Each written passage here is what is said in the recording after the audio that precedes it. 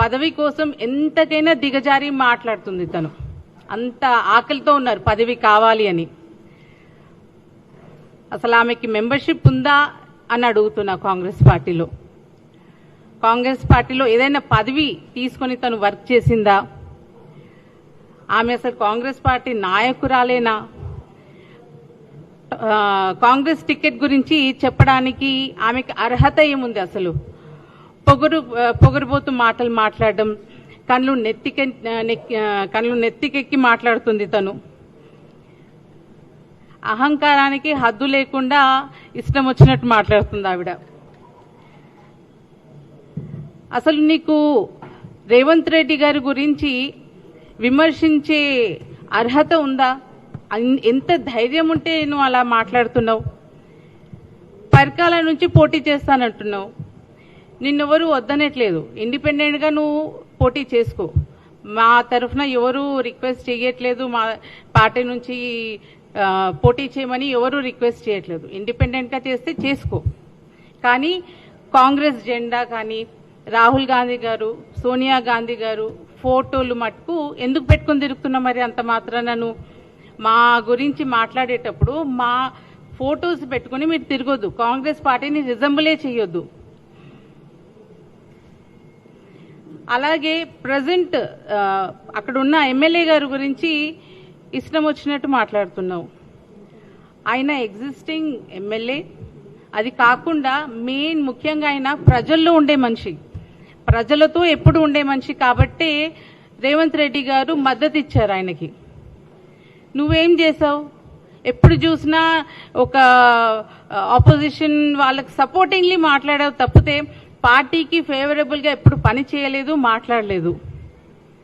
రేవూరి ప్రకాష్ రెడ్డి గారు పెద్ద మనిషి కాబట్టి రేవంత్ రెడ్డి గారు మద్దతు ఇస్తూ ఆయనకే సపోర్ట్ చేస్తున్నారు. ఆయనను పట్టుకొని ఇష్టం వచ్చినట్టు నువ్వు మాట్లాడుతున్నావు. ఎగ్జిస్టింగ్ ఎమ్మెల్యే ఉన్న కాన్స్టిట్యున్సీ వెళ్ళి నేనే ఎమ్మెల్యే, నేనే టికెట్ తెచ్చుకుంటాను, ఇండిపెండెంట్గా ఫైట్ చేస్తాను అని ఇష్టం వచ్చినట్టు మాట్లాడుతున్నావు. అసలు నీకు అంత ధైర్యం ఎవరిచ్చారమ్మా? అలా మాట్లాడే రైట్స్ ఎక్కడున్నాయి నీకు? నీకెవరైనా పరకల రాసిచ్చారా? కుటుంబంలో ఫ్యామిలీ పాలిటిక్స్ వద్దనే పబ్లిక్ బీఆర్ఎస్ ని ఓడించి కాంగ్రెస్ పార్టీని తీసుకొచ్చారు.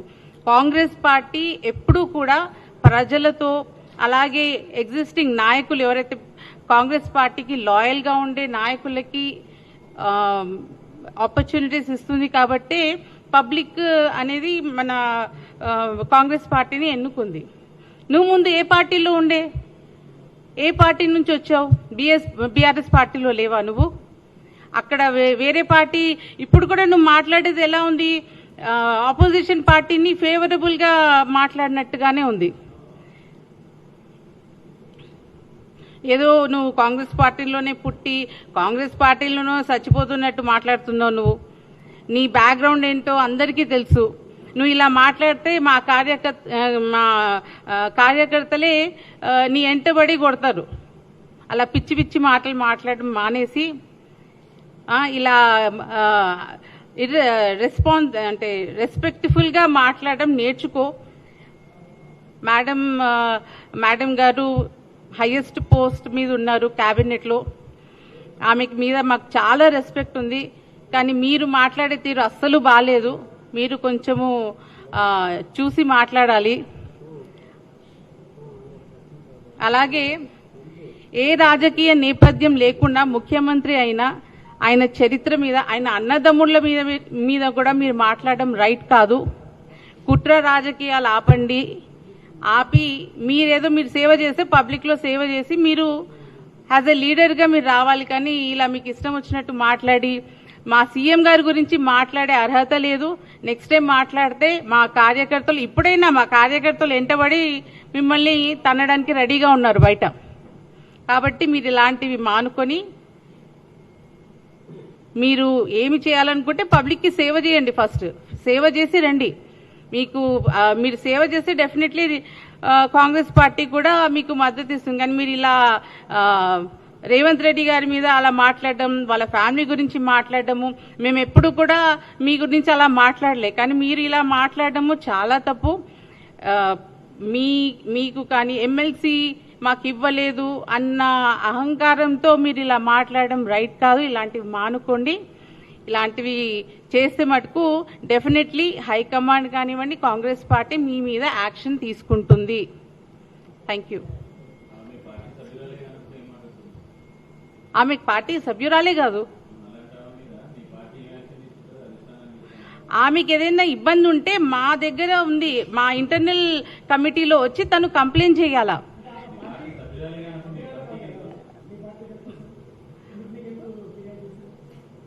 ఆమెకి ఇష్యూస్ ఇప్పుడు తను మళ్ళీ ఎందుకు మా ఫోటోలు పెట్టుకుని మా సింబల్స్ పెట్టుకుని తిరుగుతుంది? మరి ఫోటోలు పెట్టుకుని వాళ్ళ ఫ్యామిలీ నుంచి వచ్చినట్టు మాట్లాడుతుంది ఆవిడ.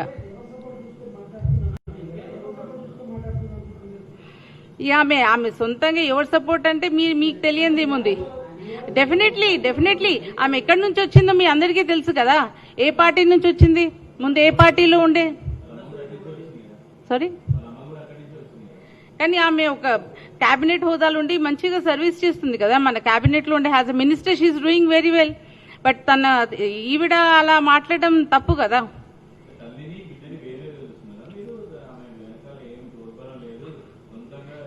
Yes, she's doing independently. She's speaking. ఇది మొదటిసారి కదా, ముందు చాలా సందర్భాల్లో అలాగే మాట్లాడింది. ప్రతిసారి మేము ఊరుకున్నాము, బట్ ఈసారి మటుకు మేము ఊరుకోము. మళ్ళీ ఇలాంటి మాటలు ఆల్రెడీ మా కార్యకర్తలు చాలా కోపంలో ఉన్నారు. ఆవిడ ఎక్కడ కనబడితే అక్కడ తన్నడానికి రెడీగా ఉన్నారు. తను చిన్న అమ్మాయి కాదండి, స్కూల్ పోతలేదు కదా. She's a matured lady. She must ఏది మాట్లాడినా, ఎవరు మాట్లాడినా హద్దులో ఉండి మాట్లాడాలా. ఇష్టం వచ్చినట్టు నోటికి వచ్చినట్టు మాట్లాడద్దు కదా. యాక్షన్ అంటే మేము ఇప్పుడు ఆల్రెడీ తన మీద మా ఎవరైతే లోకల్ లీడర్స్ ఉన్నారో ఆల్రెడీ వాళ్ళు కోపంలో ఉండి ఆమె ఎక్కడ కనబడితే ఏం చేస్తారో తెలీదు. యాక్షన్ తీసుకోవడానికి అట్లేం లేదండి. ఆమె గురించి మాట్లాడాల్సిన అవసరం కూడా మాకు వచ్చింది. It's unfortunate that we're speaking about her. అసలు మాకు ఆమె గురించి మాట్లాడాల్సిన అవసరం కూడా లేదు. Because she is nothing in our party. ఆమెకు ఒకటే వార్నింగ్ ఇస్తున్నాను, ఇలాంటివి మళ్ళీ చేసినా ఈ రోజు జరిగిన దానికి తను సారీ చెప్పాల్సిందే. ఎవరి ఫ్యామిలీ గురించి కానీ, సీఎం గారి గురించి కానీ, వాళ్ళ ఫ్యామిలీ గురించి కూడా మాట్లాడే అర్హత తనకి లేదు. తనకి ఎంత పొగరు అంటే కళ్ళు నెత్తిన వచ్చేసే ఆవిడకి. She speaking rubbish. అసలు ఆమె ఏం మాట్లాడుతుందో, ఆమెకి అసలు హోస్ట్లో ఉంది మాట్లాడుతుందా, ఏ నోటికి వచ్చినట్టు మాట్లాడేస్తుంది. ముందు కూడా అలాగే జరిగింది, మళ్ళీ అలాగే రిపీట్ చేస్తుంది. ఈసారి మటుకు మేము ఊరుకోము. డెఫినెట్లీ మా కార్యకర్తలు ఆమె పైన ఏం చేయాలో వాళ్ళు చూసుకుంటారు. Subscribe us and press the bell icon for more interesting updates.